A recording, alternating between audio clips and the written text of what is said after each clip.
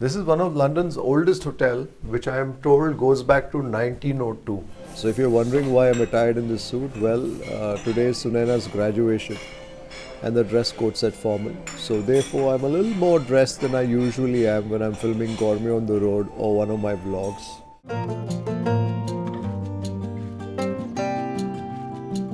Some spinach, some tomato.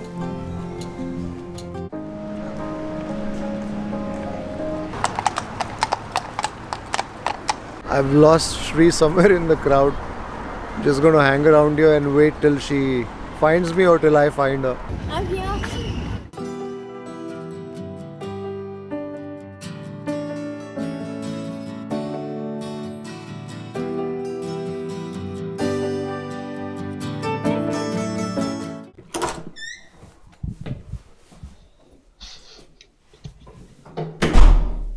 Well, we are at the St. James, London, which is where we are staying on this visit to London. This is one of London's oldest hotel, which I am told goes back to 1902. So it's part of the Taj group here. And it certainly is a hotel that has felt the passage of time. And I'm saying this in a good way because when you have hotels that go back so many years, there's a sense of character to it and a certain uniqueness too. So of course I'm now walking through the long corridors that leads up to the elevator somewhere. So this hotel is located at Buckingham. In fact, it's right next to Buckingham Palace. And the address is Buckingham Gate. So when we were looking for a place to stay, we wanted a hotel which was central in London where we could get around rather easily. And okay. I'm trying to locate the lift to the lobby. We just checked in yesterday. So still very new to the property and I trying to get a hang of, oh, the elevator is right here. I just passed it as I was talking to you.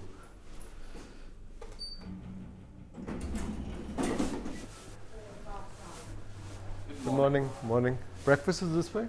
Left and left. Okay, thank you. You're welcome. Enjoy your breakfast. Thank you. Just passed through the lobby. Good morning. My wife's here already. Thank you. How's breakfast? Breakfast is very good. You must try this yogurt. Low fat, black cherry, and some mushrooms and beans. Good. Typical 5-star hotel breakfast, how it is in India. It's the same format. Exactly. Same to same. They make very good mixed vegetable omelette. Yeah. Mushrooms and some vegetables, spinach and everything. You must try that. Yeah, Shree's already downstairs at breakfast. She's the early one between the two of us. What's the restaurant called? The restaurant? Taj. The restaurant's called the Taj. Yeah, nice. The restaurant's fittingly called the Taj. The Taj at the St. James Court in London. So if you're wondering why I'm attired in this suit, well, today is Sunaina's graduation and the dress code said formal. So therefore I'm a little more dressed than I usually am when I'm filming Gourmet on the road or one of my vlogs.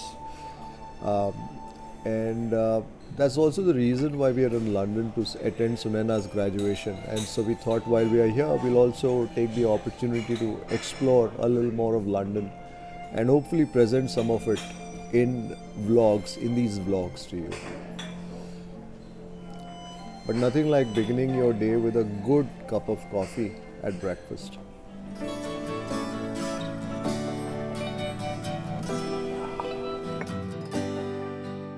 I wonder why Shri didn't sit here. This is beautiful as opposed to the inside. Some kiwi smoothie there. You tried it? I thought I'll try it. Oh, nice. Oats with almond milk. Oats with almond milk. Some dry fruits. I think the breakfast has a good spread. It kind of entices you to, of course, eat a lot more than you typically would, but which is nice because when you're out, let's say sightseeing, etc., you need a lot of energy. Especially the breakfast. If you eat healthy breakfast, sumptuous breakfast.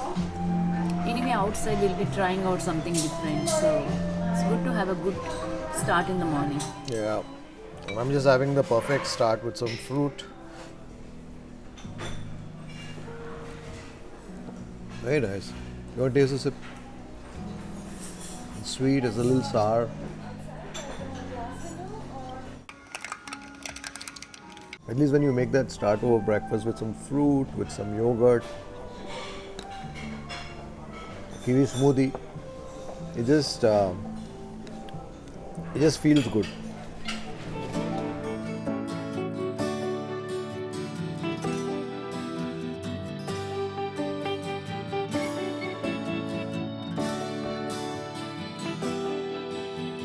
So in addition to what you find on the buffet here, you also have a list of where you could order eggs to your liking. And of course there's also things like dosa, uttapam, parathas. After all, we are in a Taj hotel. I'm sure they do it very well. I would have ideally liked to have a good eggs benedict, but the boss has decided that I should have a vegetable omelette with some spinach, etc. Maybe one of these days when she's not around, when I'm ordering, I'm going to indulge myself in a good eggs benedict with either ham or smoked salmon. Sounds like a plan. Thank you. Looks very healthy. That's my vegetable omelette. How many eggs would this be? 2 eggs. Thank you.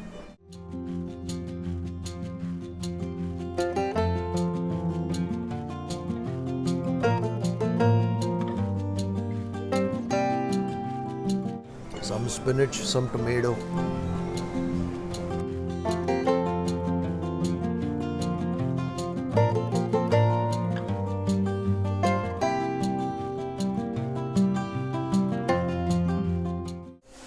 Well, since I'm enjoying my eggs, I thought might as well also get the necessary accompaniments with it. Some sausage and also a croissant with some butter. Some extra butter. There's loads of butter already in that croissant as that dough is sheeted numerous times with generous butter tucked into its folds. But if you're enjoying things, might as well go the whole 9 yards.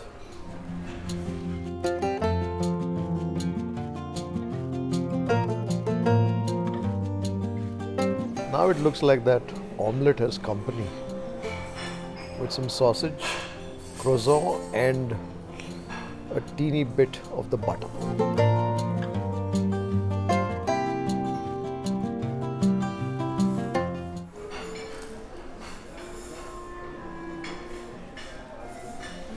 Very good croissant. Quite flaky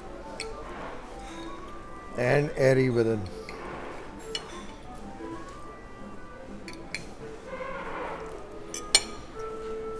Although it's a small baby croissant, so you're not feeling too guilty about the fact that you've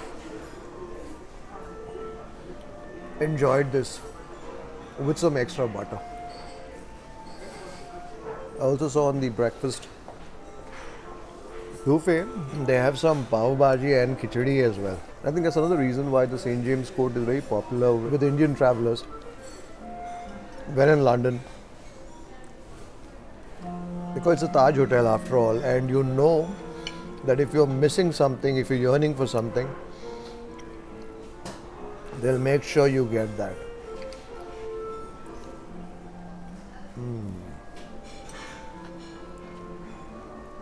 Also a sliver of chili that I got in that omelette. That slight spike of spice that we love.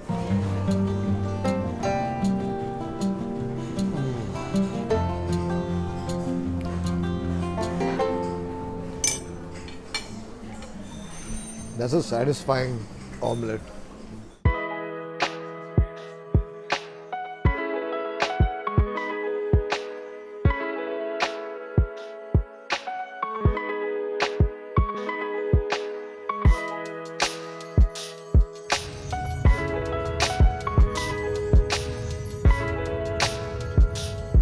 What's nice here is that there's a cycle lane, so people can just cycle to work or wherever they want to go. So we're on our way to the venue of the graduation. This is called Alexandra Palace. I think London is one of those places where it's very easy to get around. So whether you want to use the tube or whether you want to book a cab on any one of these apps. We booked a cab through an app called Free Now, and we are on our way to the venue.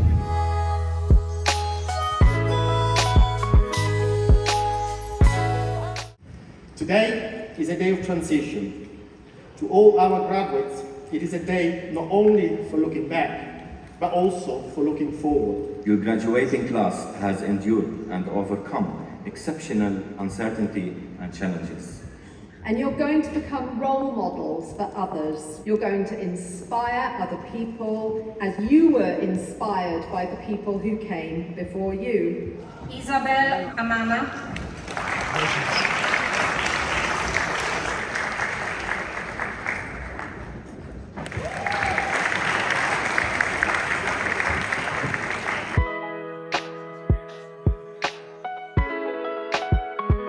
Well, that's the Tower Bridge that just opened for the boats to pass under.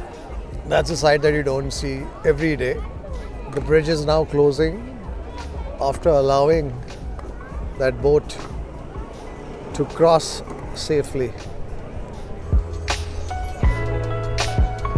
Stunning skyscape with a Tower Bridge there, and that I think is a Shard, London's tallest building. Shooting against the sun, so it's only a dark silhouette, but you get the drift here at Tower Bridge.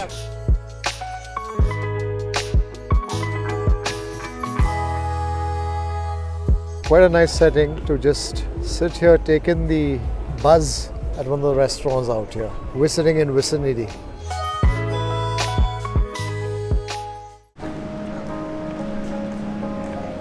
So one of the reasons why we booked St. James is also its location, which is in the heart of, let's say, the center of London, and also very close to all the sites and places that we thought we would be visiting.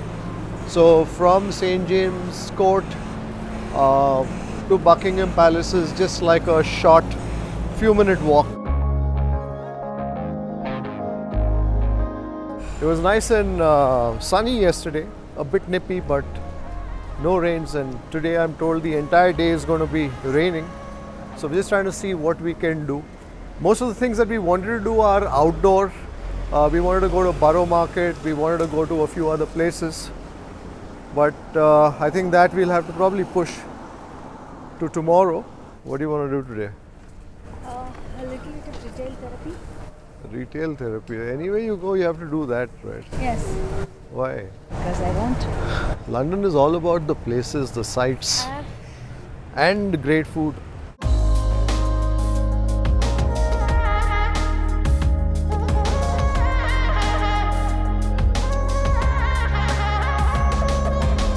I've lost Shri somewhere in the crowd.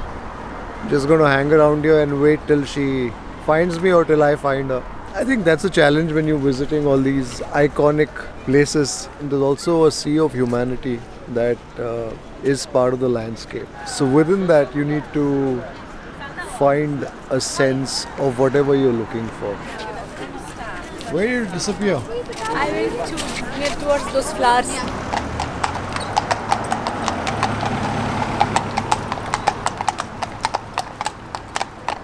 That's another London icon, the black cab and the Buckingham Palace. Just looked up some interesting trivia on the palace. So the palace came up, I think, sometime in the 1700s. I think it was originally called the Buckingham House, and then eventually when it was acquired by King George became Buckingham Palace. And that monument, which is also known as the Queen Victoria Monument, as a note to her, came up sometime in the early part of the 20th century. Looks very striking, quite spectacular, especially with the dark clouds.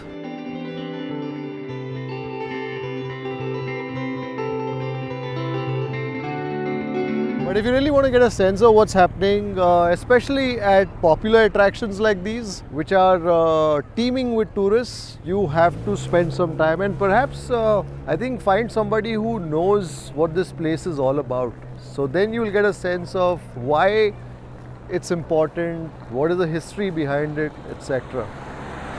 Otherwise, you'll just visit it like any tourist would.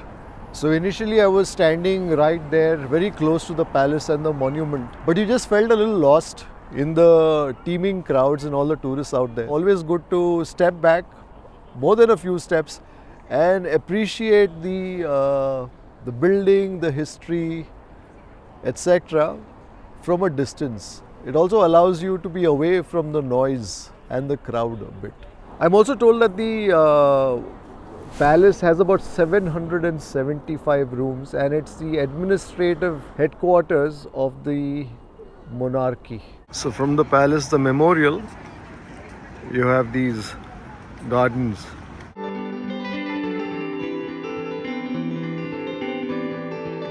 I think it's called the Greens Garden, which is where the boss seems to be headed.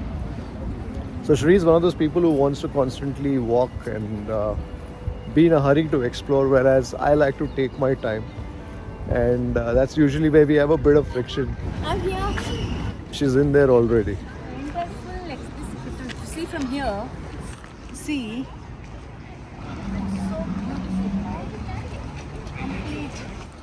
That runs parallel to the road. Parallel to the road. I think let's walk inside. Yeah, inside. 1668, King Charles built a wall around the park, and 1746, the park was officially renamed the Green Park.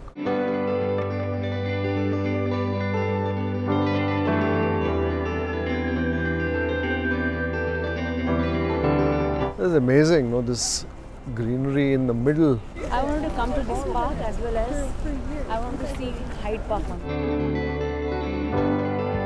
Amazing.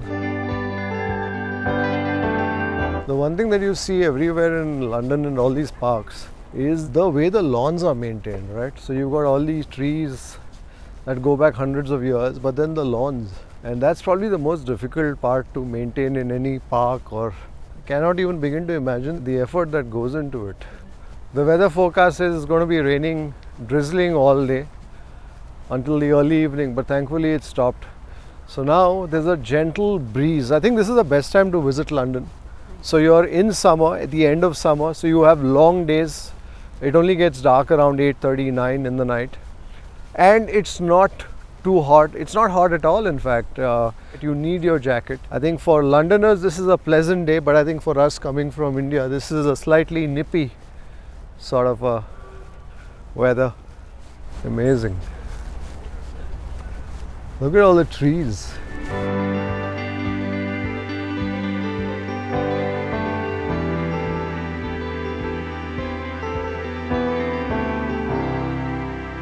After that walk to Buckingham Palace, the plan is to do some tea, some afternoon tea, which is a quintessential English thing.